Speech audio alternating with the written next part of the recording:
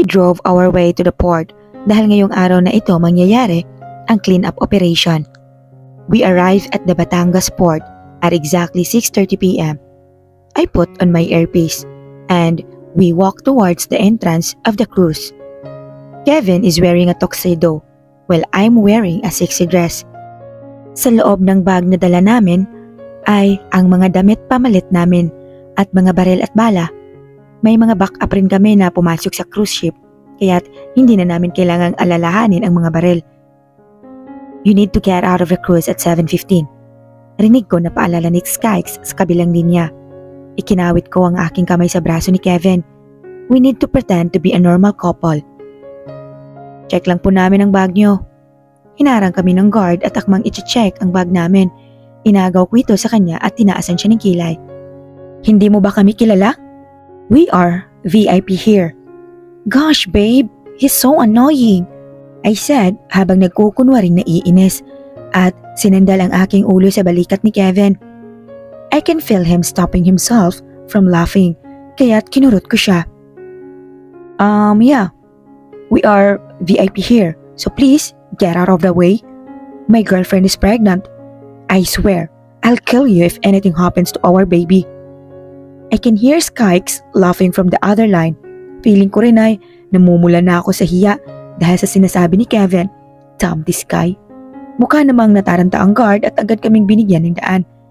Thanks, I said at tuluyang pumasok sa loob ng cruise. I swear, I'll kill you after this, Kevin. I said but he just laughed. Agad kaming humanap ng CR upang magpalit ng damit. I wear a fitted jeans and fitted long sleeves. Sinuot ko rin ang boots na may heels na suot ko kanina. Hindi naman ganun kataas ang heels kaya't makakagalaw naman ako ng komportable. I tied my hair and put the mask on my face. I loaded my gun and waited for Kevin's signal. I'll be your lookout. He's in the room 203. CCTVs are hacked. I heard Kevin said on the other line. Copy. I answered and went out of the CR. Naglakad ako patungo sa emergency staircase papunta sa room 203. I tried my best para walang makakita sa akin. Kunti pa lamang ang mga tao dito kaya't pabor ito sa amin. Sino ka? Nasa hallway na ako nang may lalaki na sumisigaw sa likod ko. I look at him. Naglabas siya ng baril ngunit bago pa niya mapaputok iyon ay inunahan ko na siya. 20 minutes have passed, Natalia. 25 minutes left.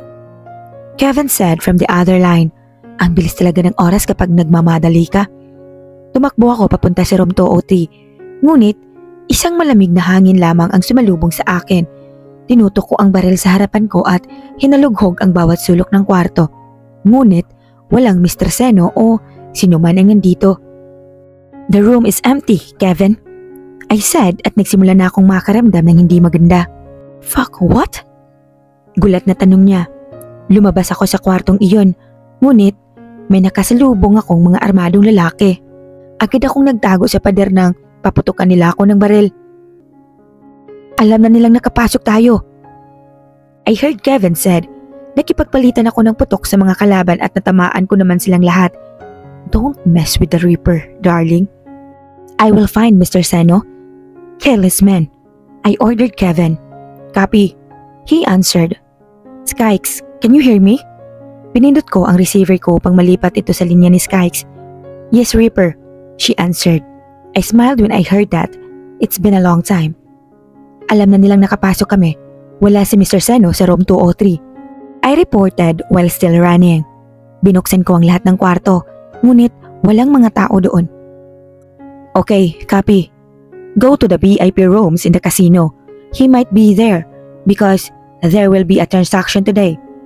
Please be fast bago pa makarating sa kanya na nakapasok kayo. Agad akong tumakbo sa casino area at hinanap ang VIP room. Nagtago ako sa isang poste at kitang-kita ko mula rito ang mga men in black na nakakabantay sa isang pintuan. I immediately put a silencer on my gun at lumabas sa pinagtataguan ko. Bago pa man makapag-react ang mga tauhan ay pinagbabaril ko na sila. Tumakbo ako papunta sa pintuan at mula rito ay rinig ang mga boses na nanggagaling sa loob. Nilipat ko muna ang linya ng earpiece ko kay Kevin habang dahan-dahang pumapasok sa loob ng kwarto. Natalia, I was shocked when Kevin suddenly shouted, "I can hear you," I whispered. "There are bombs everywhere. The whole cruise will explode in 10 minutes. Napahinto ako sa paglalakad nang marinig ko iyon. Damn, what the hell is this? "Abandon the cruise. I'll follow," I said and continued walking inside para makumpirma kung sino ang mga taong nag-uusap sa loob. Lumabas ako sa pinagtataguan ko at itinutok ang aking baril sa kanila. Gotcha! He looked so shocked. I looked at the man in front of him and I almost got a heart attack when I saw Spade, who also looked at me with shock in his eyes. I may be wearing a mask but I can feel that he knows me. What the fuck is he doing here? "Mr. Seno, napasok tayo ng kalaban." I looked behind me and saw multiple guys holding a gun. They were surprised when they saw me. And in a blink of an eye, ay nagpalitan na kami ng putok ng baril. I saw Spade firing his gun sa mga dumarating na lalaki. Tatakas na sana si Mr. Seno pero agad ko siyang pinaputokan sa binte at likod hanggang sa mabagsak siya. Nang maubos namin ang mga kalaban, ay agad akong tumingin kay Spade at inalis ang maskara sa mukha ko. "What the hell are you doing here?" He shouted at me. Pero hindi ko na iyon pinansin at tinatak na ang kamay niya. 3 minutes left, Natalia. Get the fuck out of that cruise!" I heard Kevin shouted from the other line. Nakahinga ako ng maluwag nang malaman na nakalabas na sila. "Palabas na! Fuck!" I cursed when I feel the cruise moving. I think it's already sailing. Hinigpitan ko ang kapit sa kamay ni Spade at tumakbo pataas ng deck. "Faster, Mr. Knight! The cruise will explode!" I said while running. Damn! I heard him curse at mas lalo pa naming binilisan ang pagtakbo. Naramdaman ko rin ang paghigpit ng hawak ng kamay niya sa akin. We continued running until we reached the deck. Tumingin ako sa baba at nakita kung gaano nakalalim ang tubig at kataas ang tatalunan. Huminga ako ng malalim at tumingin kay Spade. "Huwag mo akong bitawan ha." I admit, I'm afraid in the vast emptiness of the sea. "I'll never let you go, Reaper," he said while looking at my eyes. I feel my heart pounds when he said that, and before I knew it, he already pulls me and jumped to the sea while the whole cruise explodes. Pagkaahon namin sa tubig, ay agad na sumalubong sa amin ang mga lalaking nakashoot. "Mr. Knight, are you okay?" Tanong ng isa sa mga tauhan niya. "We almost failed, Mr. Knight," sabi pa ng isang tauhan niya. Kumunot ang noo ko sa sinabi niya at agad naisip kung ano ang ginagawa nila sa cruise. "Yeah, I'm fine," he just answered coldly at tumango naman ang mga tauhan niya. Niyakap ko ang sarili ko dahil sa sobrang lamig. Agad kong naalala si Kevin kaya't agad kong kinapa ang earpiece sa tenga ko. Ganun na lamang ang panlulumo ko nang hindi na ito gumagana kaya't nilibot ko na lamang ang paningin ko. "Natalia!" Napatingin kami sa likod ko when I heard Kevin shouting. I smiled when I saw them safe. I was surprised when Kevin suddenly hugs me. "Damn, Natalia! Akala ko kung anong nangyari sa'yo," he said while still panicking. I just laughed a little bit dahil sa priceless niyang mukha na mukha ng iiyak. Agad naman niyang napansin na basa ako kaya't inalis niya ang coat niya at ipinatong sa balikat ko. "Baka patayin ako ni Skykes pag may nangyaring masama sa'yo.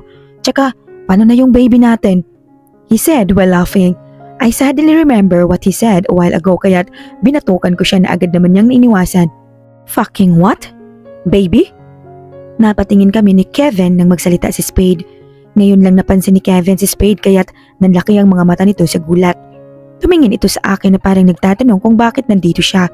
Agad namang yumuko si Kevin kay Spade. Good evening, Mr. Knight," sabi ni Kevin sa kanya. But Spade is just glaring at him. "So, what baby are you talking about?" he asked coldly at Kevin. I'm stopping myself from laughing. He looks so terrified. "I guess karma is real." I'm just joking, Mr. Knight," he said while smiling awkwardly habang hinahawakan ang batok niya. "What are you doing here, Mr. Knight?" I asked him to break the silence. "We're here to kill Seno," he said. Nagkatinginan kami ni Kevin dahil doon at kumunot ang noo namin. "So, does he mean that we have the same objective?" "We are also here to kill him, Mr. Knight," sabi ni Kevin sa kanya. Wala namang reaksyon ng mukha ni Spade sa sinabi ni Kevin. Yeah, you ruined our plan, and we almost killed each other. We planted that bomb and we planned to escape silently, but you made a commotion, he said. We went her for the same objective. Maybe we have a miscommunication. One mistake, we could have killed each other. Sorry, Mr. Knight, sabi ni Kevin at tinanguan lang siya ni Spade at naglakad na kami papunta sa parking lot. Sasakay na sana ako sa kotse ni Kevin nang bigla niya akong harangin. What? I boredly said. Mababasa yung kotse ko. He smiled at me at agad pumasok sa kotse niya at pinaandar ito. Nakanganga lang akong nakatingin sa umaandar na paalis na kotse niya. What the fuck was that? Magkasama kaming pumunta rito tapos iiwan niya ako? Anong klaseng partner siya? Damn him. Nilibot ko ang paningin ko upang maghanap ng isang tauhan na pwedeng sabayan, ngunit tanging kotse na lang ni Spade ang natira sa parking lot. Sa dami ng taong pwedeng maiwan, bakit siya pa? I saw Spade walking towards his car at pumasok rito. Agad akong tumakbo papunta sa kotse niya at tinarang ito. Binaba niya ang salamin ng kotse niya at inis na nakatingin sa akin. Pasabay, sabi ko sa kanya at pinatong ang kamay sa kanyang bintana. Fuck no! He refused at sinimula ng paandarin ang kanyang kotse. I panicked kaya't agad akong humarang sa harapan nito at muntik pa akong mabangga. What the fuck are you doing? He shouted. Huminga siya ng malalim at hinilot ang kanyang sintido. I smiled in victory. Agad akong umikot papunta sa passenger seat at pumasok sa loob. Tanging katahimikan lamang ang namayani sa buong biyahe namin. Actually, I'm still mad at him for what happened yesterday pero hamak na tauhan niya lamang ako kaya ano bang inaarte ko? Why you didn't tell me that you're participating in a mission? He coldly asked. I just looked at him and agad na tumingin ulit sa bintana. What's the point in telling him? As if he cares. What are you doing yesterday with Revon? He asked again. What's the point of answering that stupid question? As if he'll believe me if I said we just played and I accidentally bumped into a table. Fucking answer me, Reaper. Muntik na akong mauntog nang bigla niyang ipreno ang sasakyan niya. Damn, ano bang problema niya? What? I irritatingly asked and rolled my eyes on him. Ang laki ng problema niya sa mundo. Wait, are you mad at me? I looked at him and I saw his puzzled face. Nakakunot ang kanyang noo habang pilit na tinitignan ang mukha ko. Why would I be mad at you? That's normal to defend your fiancé and all. But she started everything and provoked me. But that's okay. Ganun talaga pag nagmamahal. Nagiging bulag. Napatigil ako sa pagsasalita nang makitang kinagat niya ang ibaba ng labi niya at tila pinipigilan ang sarili ng ngumiti. Namumula rin ang kanyang mga pisngi. He looks so cute doing that. Wait, what am I even saying? He sounds like jealous girlfriend. Nanlaki ang mga mata ko sa sinabi niya. Feeling ko ay umiinit rin ang aking pisngi sa sinabi niya. What the fuck? Jealous? Jealous is us. Napatigil siya sa pagtingin sa akin nang businahan na kami ng mga sasakyan sa likod namin. He started driving again and he dropped me off to the headquarters. Agad akong bumaba sa kotse niya at hindi na nagpaalam pa. Bahala siya sa buhay niya. Para siyang baliw. Why would I be jealous? Agad akong pumasok sa loob at dumiretso sa CR upang maligo. I'll never let you go, Reaper. I feel my heart race when I remembered what he said. What's happening to me?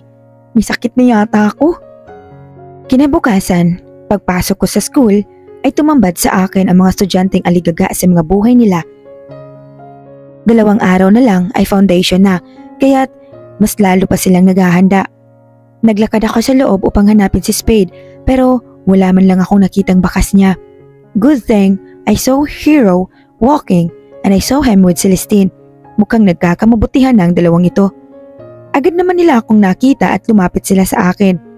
Tinaasan ko ng kilay si Celestine at binigyan ng anyong meron look. Pero ngumiti lamang siya at namula. She really likes Hero.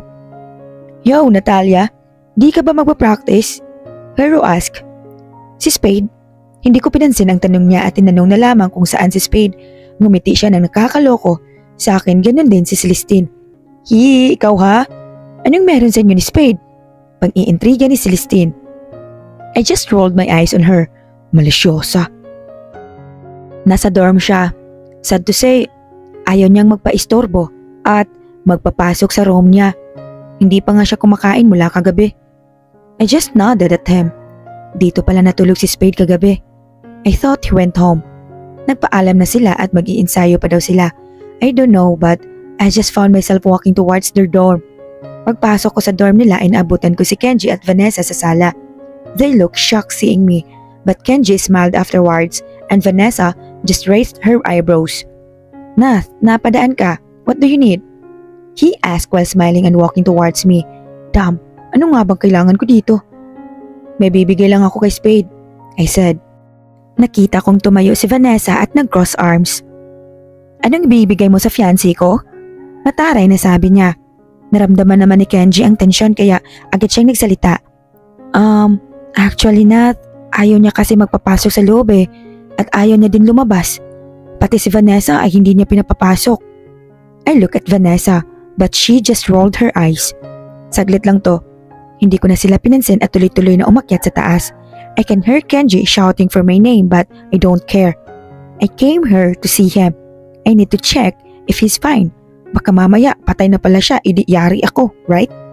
I saw Vanessa smirking at me na parang alam niyang may masamang mangyayari sa oras na pumasok ako sa kwarto ni Spade. I knocked 3 times pero walang sumagot, so I decided to enter the room. Get the fuck out, he coldly said. Nakahiga siya sa kama niya at nakakumot siya habang nakatingin sa kabilang side. Lalabas ka o kakakalad ka rin kita. I gulped when he said that, but I just walked towards him. He was surprised when he realized that it's me. What do you need? He asked coldly. He looked so pale and his voice changed a little. Is he sick? Agad akong lumapit sa kanya at hinawakan ang noo niya. Nagulat ako dahil sobrang init niya. What the fuck? You're hot! Inis na sigaw ko sa kanya but he just smirked at me. I know, he said kaya't kumunot ang noo ko. No, you're hot, literally. I just boldly said. Agad akong naglakad papunta sa CR niya at kumuha ng towel at planggana ng tubig. Bumalik ako sa kanya at piniga ang towel. Umupo ako sa tabi niya at nilagay ang towel sa noo niya. Hindi na siya umangal at hinayaan na lang ako sa ginagawa ko. I can't help but to stare at his face. He's so damn perfect. Paano na lang pag wala ako, namatay ka na. Inis na sabi ko sa kanya but he just laughed. Natulala ako nang makita siyang tumawa. Did he just fucking laugh? No one died from fever, he said and looked at me. Iniiwas ko ang mga tingin ko sa kanya. I'll buy you food. Inalis ko ang towel sa noo niya at tumayo na. Maglalakad na sana ako upang lumabas nang bigla niyang hilain ang kamay ko kaya't agad akong napaupo ulit sa tabi niya. Nagulat ako nang bigla niya akong hatakin ulit pahiga sa tabi niya. I gulp as I feel my heart racing so damn fast. I feel my cheeks burning. Shit, what the hell is he doing? Nang makabawi ako sa gulat, ay tatayo na sana ulit ako pero hinigpitan niya ang pagkakayakap sa bewang ko habang nakaunan ako sa kanyang braso. Shit, ganito pa ba siya pag may sakit? Feeling ko, aatakihin ako sa puso. Let me go. I stuttered when I said that. Feeling ko, nasobrahan na ako sa kape dahil sobrang bilis ng tibok ng puso ko. Stay, please. I swear, I can feel his warm breath on my neck and it sent goosebumps on my body. Pinikit ko ang mga mata ko at kinagat ang ibabang labi ko para pigilan yung puso ko na ngayon ay nagwawala. I breathed in and breathed out to control myself. Hinayaan ko na lamang siya hanggang sa maramdaman ko ang pagbigat ng hininga niya. I look at him. He's sleeping peacefully. Napakaamo ng mukha niya kapag natutulog siya. Hindi mo aakalain na kaya niyang pumatay ng tao sa isang iglap lang. I just stared at him the whole time until I felt sleepy. Samantala, third person point of view. What's taking her so long? Akala ko ba ayaw magpapasok ni Spade? Inis na sigaw ni Vanessa kay Kenji na ngayon ay nanonood ng TV. Napansin rin ni Kenji ang katagalan ni Natalia sa loob ng kwarto ni Spade, ngunit pinagwalang bahala na lang niya ito. Baka may importante silang pinag-uusapan. Maybe they're discussing something important, Kenji said while chewing his chips. I can't just wait here forever. Papasukin ko sila. Tumayo si Vanessa at agad na naglakad papunta sa kwarto ni Spade. agad din namang humabol sa kanya si Kenji at pinigilan si Vanessa. I will look. Baka magalit lang si Spade sa'yo. Tumango naman si Vanessa sa question ni Kenji at nakatayo lamang siyang naghihintay sa sasabihin ni Kenji. Pinihit ni Kenji ang pintuan ng kwarto ni Spade at hindi na nag-abala pa sa pagkatok. Ganun na lang ang pagkabigla niya nang makita si Spade na nakayakap kina Thalia habang mahimbing silang natutulog. Hindi niya alam ang magiging reaksyon niya. Kung malulungkot ba siya dahil may gusto siya kay Natalia o matutuwa dahil ngayon niya lang nakita si Spade na ganun. Ngunit tila nainip si Vanessa kaya't bubuksan niya sana ang pintuan ngunit agad itong sinara ni Kenji at hinatak si Vanessa. They are busy. Mukhang hindi sila pwedeng istorbohin. Ihahatid na kita. Sabi ni Kenji ngunit mas lalo lamang nanainis si Vanessa. What? No, I have to take a look. Baka may ginawa na sila kung ano sa loob. She shouted at akmang babalik siya nang tuluyan na siyang hatakin ni Kenji palabas. No one wants to see an angry Spade, he said with a hint of threat in his voice. Wala nang nagawa si Vanessa kundi ang sumama kay Kenji paalis sa dorm. Sa kabilang banda, feeling ko nasa heaven ako. Ang bango, ang lambot at medyo mainit sa pakiramdam. Teka, mainit ba sa langit? Dahan-dahan kong dinilat ang mga mata ko at tumambad sa akin ang mukha ng isang lalaki. Fuck, lalaki? Fuck! I shouted at tinulak si Spade na nakatitig sa akin habang yakap ko siya. What the fuck? Yakap ko siya? Muli na namang bumilis ang tibok ng puso ko nang maalala ang nangyari kanina. You're awake, he said while smirking. Iba pa rin ang boses niya kaya't lumapit ako sa kanya upang hawakan ang kanyang noo. Hanggang ngayon ay nilalagnat pa rin siya pero mas mababa na ito ngayon. I'll buy a food. This time ay tumayo na ako at lumayo na sa kanya bago niya ako mahatak muli. I look at the clock and it's already 9 p.m. Fucking hell, ganun ako katagal na tulog. Just go home, he said at bumalik sa pagkakahiga. I just look at rolled my eyes. Magluluto na lang ako. Hindi ko na pinansin ang sinabi niya at lumabas na ng kwarto. What the hell is wrong with him? Akala niya siguro ako si Vanessa.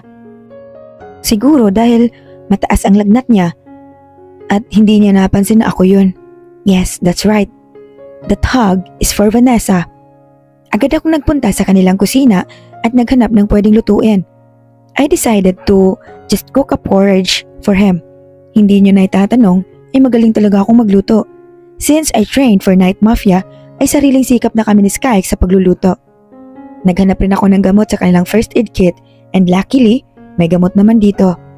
After a few minutes, ay tapos na akong magluto at dinala iyon kay Spade. Napansin ko na wala na pala si Vanessa and Kenji dito at walang ibang tao rito.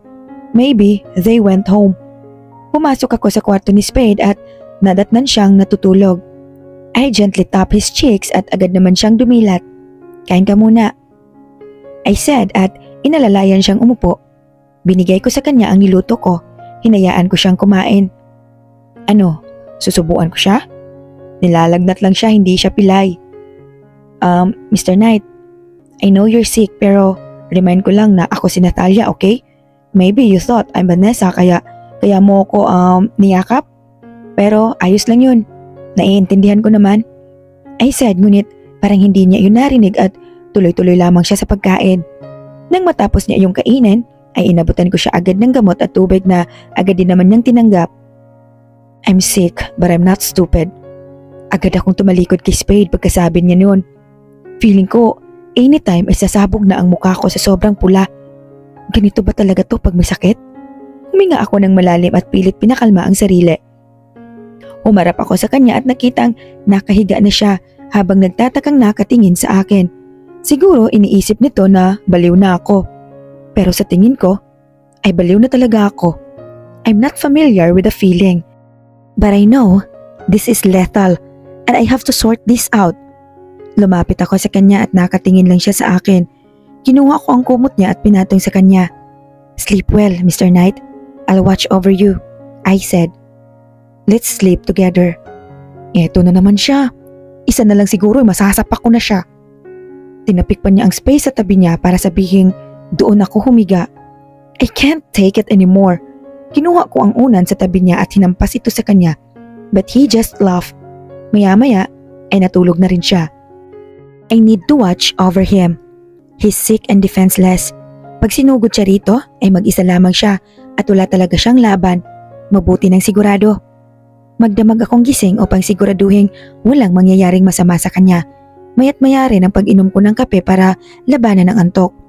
Nakatulog naman ako ng matagal kanina kaya ayos lang na mapuyat ako ngayon. Pero iba pa rin talaga pag may tulog ka sa gabi. Hours have passed. Hindi ko alam ang gagawin ko sa buhay ko. Nagbasa na ako, nag-exercise, nanood ng TV at wala na akong ibang magawa. Pero 3 AM pa lang at kasalukuyang umiinom ako ng pang-10 kape ko. Lumapit ako kay Spade upang hawakan ang kanyang noo. Mabuti naman ay wala na siyang lagnat. Ano ba kasing nangyari dito? Naligo lang sa dagat, nagkasakit na. Hininaan ko na rin ang aircon niya dahil ramdam ko na ang lamig. Ilang oras ko pang inaliw ang sarili ko hanggang sa masilayan ko na ang araw sa labas. Naisipan kong magluto na ng almusal kaya't bumaba ako sa kusina. Kumuha na rin ako ng gamot. Inihanda ito para mainom ni Spade mamaya. Bumalik na ako sa kwarto at naabutan kong gising na siya. Damn, at last. Napatingin siya sa akin pagpasok ko at tila nabigla siya. Are you feeling better now? Tanong ko. Yeah, why are you still here? Tanong niya at tumayo na siya sa kanyang higaan. I told you, I'll watch over you. I lazily said dahil antok na talaga ako. Kunting push na lang at sasalampak na ako rito upang matulog. You mean, you stayed up all night? Hindi makapaniwalang tanong niya. Yup. Mag-ayos ka na. Pupunta pa tayong school. I look at him and saw his furious eyes and his jaw is clenching. He's angry. Why would he? Ayaw ba niyang pumasok? Eh di bahala siya sa buhay niya. No need to be angry. Okay lang kung ayaw mo. Sabi ko habang sinasampal-sampal ang sarili ko. Damn, talagang babagsak na ako anytime. You don't need to protect me, he coldly said. I just rolled my eyes on him. You forgot? I'm your reaper. I will protect your life even if it cost mine. That's how it's supposed to be, Mr. Knight. He's just staring at me like I said something wrong. He's not speaking but I can see how angry he is right now. Hindi ko na lang yun pinansin at naglakad papunta sa kama niya. 10 minutes lang, please, I said at agad na sumalampak sa kama niya. Hinayaan ko na ang sarili ko na makatulog sa malambot niyang kama.